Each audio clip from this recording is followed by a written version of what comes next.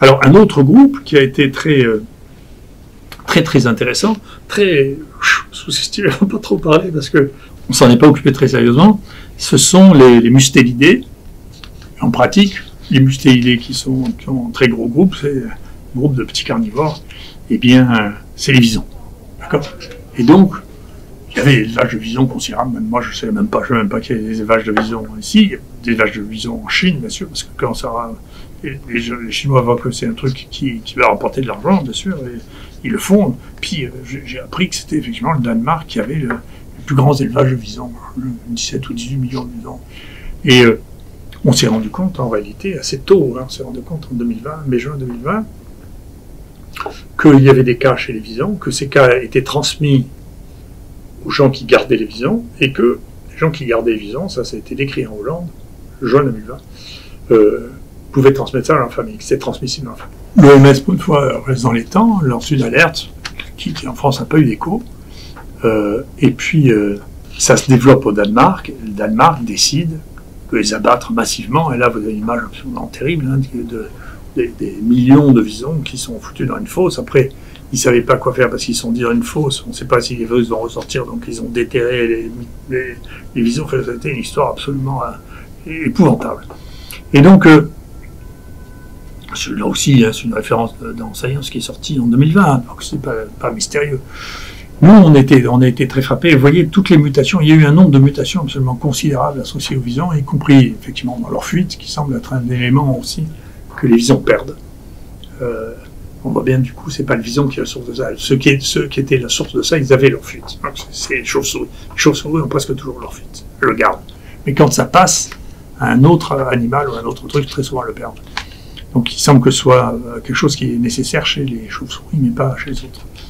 Et donc, c'est pas un facteur de virulence chez l'homme. Enfin, nous, quand on avait cette idée-là en tête, et puis on a été frappé par le fait que quand on regarde l'épidémie de Covid en France, on voit que la forme de l'épidémie est une forme d'épidémie traditionnelle, c'est-à-dire en courbe.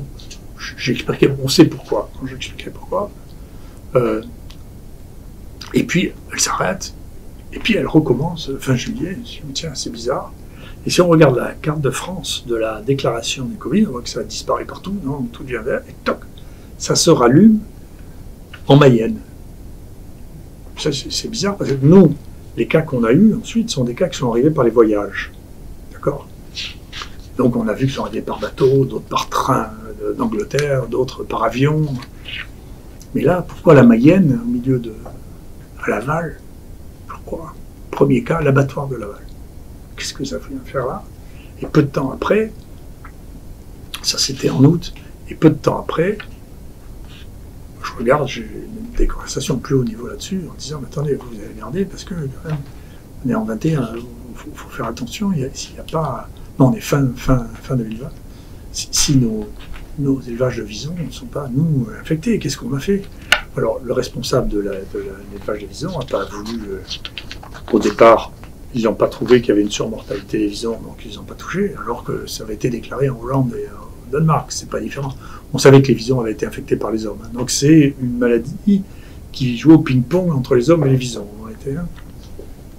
Et donc quand ils regardent, il commence à y avoir des visons qui sont malades, juste dans le département à côté de la Mayenne, qui est l'Eure-et-Loire. Et donc ils abattent, il y avait 4 élevages de visons en France, ils abattent le premier, qui était celui-là qui était malade, puis finalement tous les 4 seront abattus. Et nous, ce variant qui apparaît, les premières maladies qui apparaissent à Mayenne, nous on les voit un peu plus tard arriver à Marseille, c'est ce qu'on va appeler le Marseille 4, c'est ce qui va tuer le plus de gens en France. Celui qui a tué le plus, c'est celui-là. C'est pour ça que c'est devenu un sujet un peu chaud. Alors nous, on a demandé d'avoir absolument de ces visons-là, de pouvoir les tester. Et puis il y avait ils en ont tué, je sais pas, quelques dizaines de milliers. Et on n'a jamais eu. Ils ont été transférés à Pasteur. Et nous, on pionnait pour avoir la séquence. J'ai même demandé à Olivier Véran, mais envoyez-nous la séquence. Envoyez quelque chose qu'on voit si c'est à voir avec l'épidémie qu'on voit maintenant. Et on ne nous a jamais donné. Et donc ça a été finalement transféré à Pasteur, l'a relargué 5 ou 6 mois plus tôt. Vous voyez, les gens étaient affolés pour des choses, puis pour des choses qui étaient vraiment pratiques, ça va. Il ne fallait pas les donner, c'est caché. Et ça a fini par être publié, dans un papier une très grande confusion dans lequel le Marseille 4, celui qu'on a trouvé, est bien au milieu. C'est bien lui, c'était bien lui qui était là. Il est bien apparu là avant d'apparaître dans le reste de la France. Donc nous, on a bien compris, on a publié plusieurs fois, personne ne nous a jamais démenti, mais les gens ne parlent pas. C'est bien là qu'il est apparu. Donc c'est bien une zoonose qui a fait l'aller-retour, très vraisemblablement comme Omicron avec les rats. Ça fait une zoonose qui a fait l'aller-retour avec les visons. Et donc, il faut faire très attention. Ces élevages intensifs favorisent les épidémies. Il faut les surveiller. Hein. Faut être attentif. Et donc, on sait que effectivement, on a publié ça, que les visons sont vraiment une des sources possibles d'aller-retour. Maintenant, ils ont tellement été exterminés, les visons, que c'est plus eux qui risquent de le transmettre. Ce qu'on n'a pas expliqué, on ne sait toujours pas comment ils sont allés, comment ils sont passés des visons à Laval. Notre hypothèse, c'est que ce sont des mustélidés sauvages. On sait qu'il y a des visons qui ont été relargués en France, des élevages de visons qui ont été relargués. Hein. Donc, les gens qui faisaient des élevages de visons, en Bretagne en particulier, où ils ont relâché les visons dans la nature, qui sont redevenus sauvages, et donc il y en a peut-être qui se sont baladés du contact des élevages à l'abattoir si c'est des petits prédateurs, hein, de Laval. Je ne sais pas comment ils ont fait, mais il y a une proximité géographique qui nous laisse penser, et puis surtout une identité génétique qui nous laisse penser que c'est même, et que c'est de là que ça vient. Alors comment ils voyagent, les virus? Eh bien, on a toujours su, très tôt, on a su que les maladies voyageaient comme les hommes, et à cause et avec les hommes, beaucoup. Alors, pas que, il y a beaucoup de maladies qui ont été transportées par les oiseaux migrateurs. Hein. On pense que, pour exemple, la maladie de Lyme, il y a eu un grand rôle des oiseaux migrateurs, avec les tiques qui sont les oiseaux migrateurs, qui les ont transférés. Mais ensuite, bien entendu, quand l'homme a voyagé, soit pour explorer, soit pour faire la guerre, par exemple, on pense beaucoup que la grande peste d'Athènes est une des conséquences des guerres avec la Perse, que c'est les Perses qui auraient entraîné cette maladie en Grèce, et que c'est comme ça qu'elle serait entrée.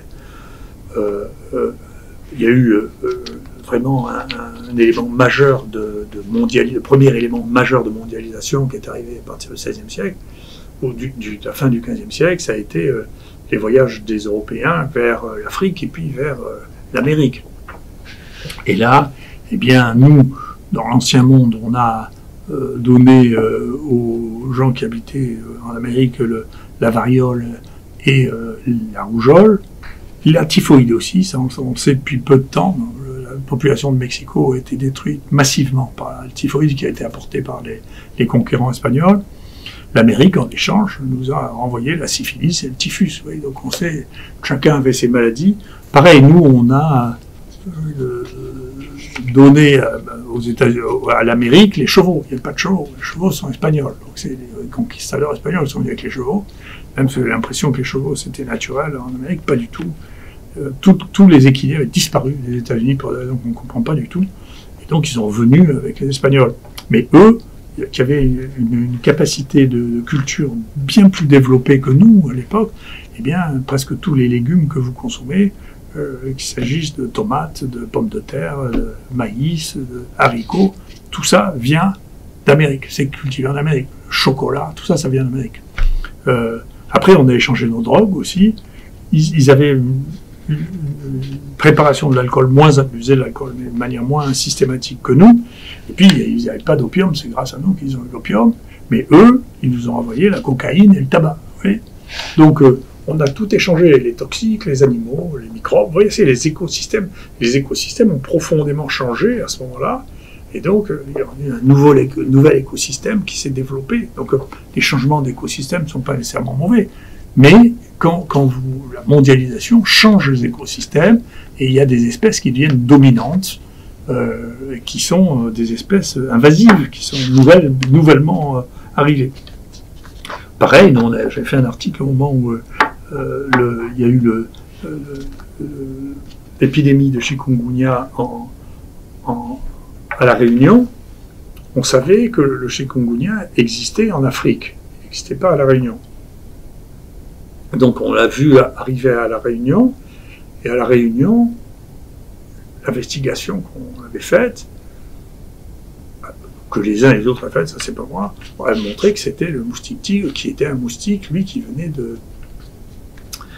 d'Asie. Et donc la Réunion qui est au milieu avait pris le moustique tigre d'un côté, le virus de chikungunya de l'autre, et du coup elle a fait une épidémie du chikungunya avec le moustique tigre.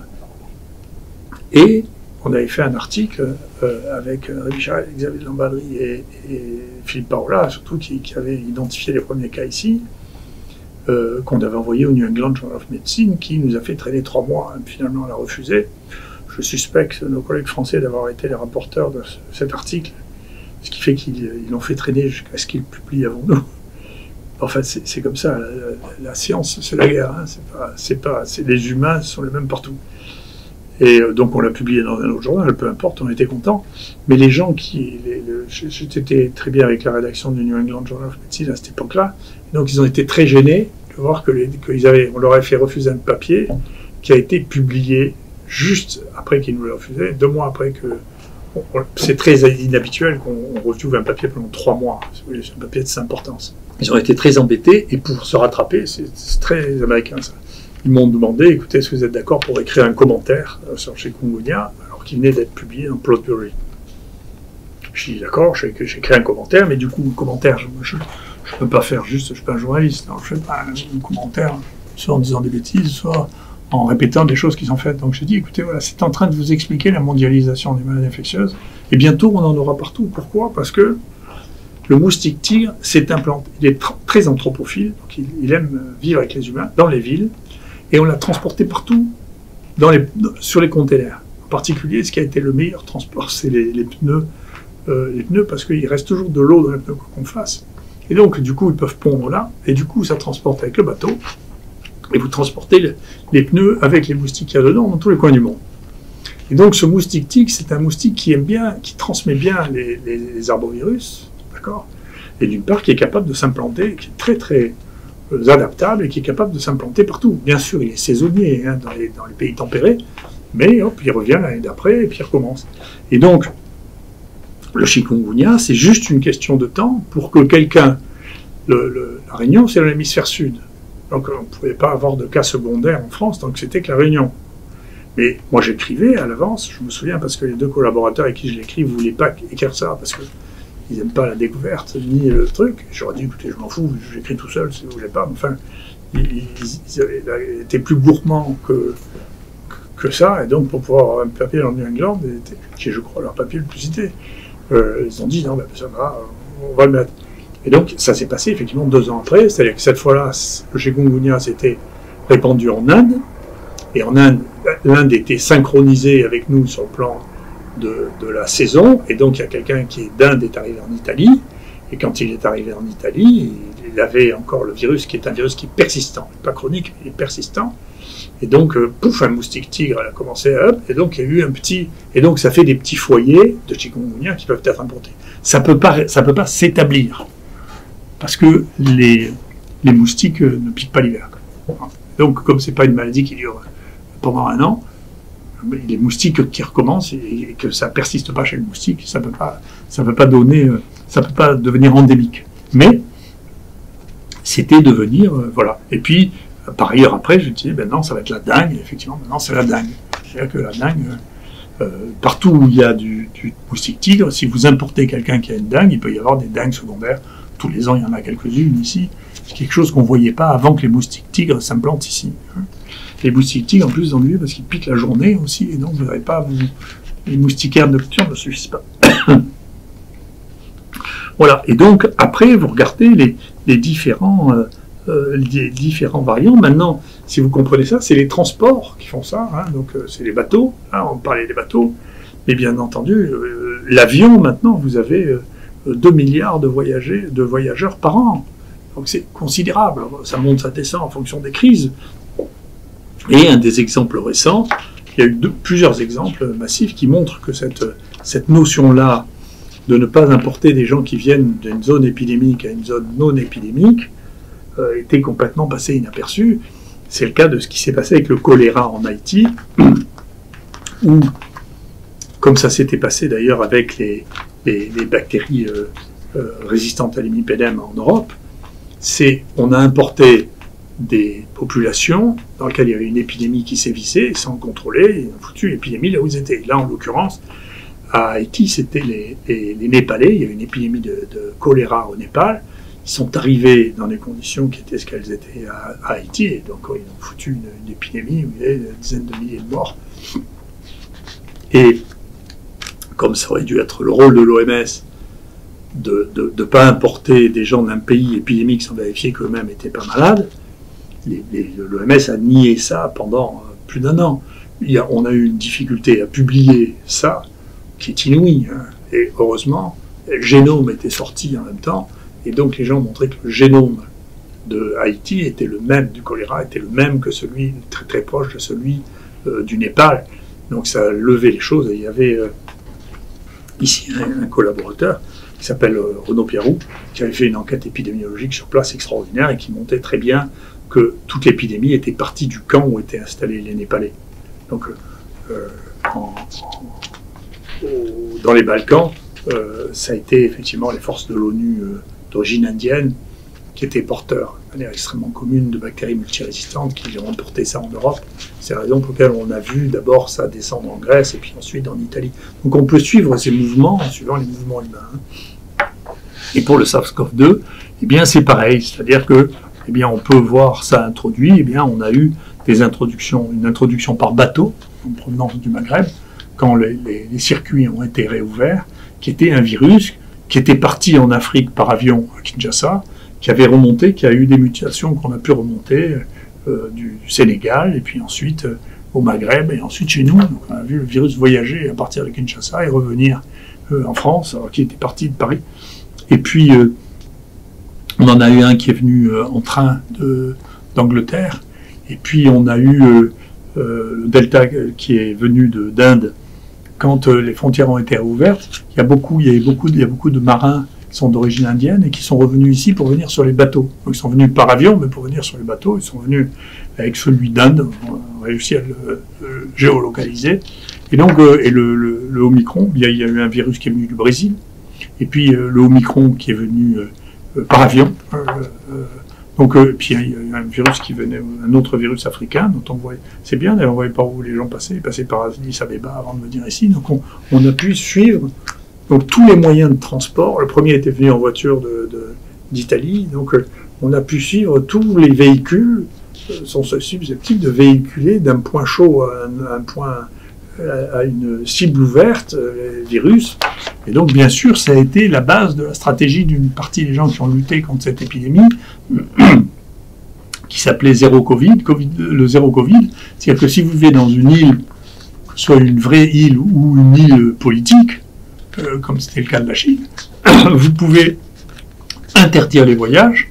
Et donc, si vous interdisez les voyages, vous interdisez les importations de virus. Donc, l'idée des pays qui ont fait ça, c'est le vaccin va nous protéger, avant de savoir que le vaccin ne pouvait pas être vraiment protecteur de la transmission, puisque on pouvait faire 2, voire 3, voire 4 infections avec le même virus. Donc l'infection naturelle, c'est très très protecteur.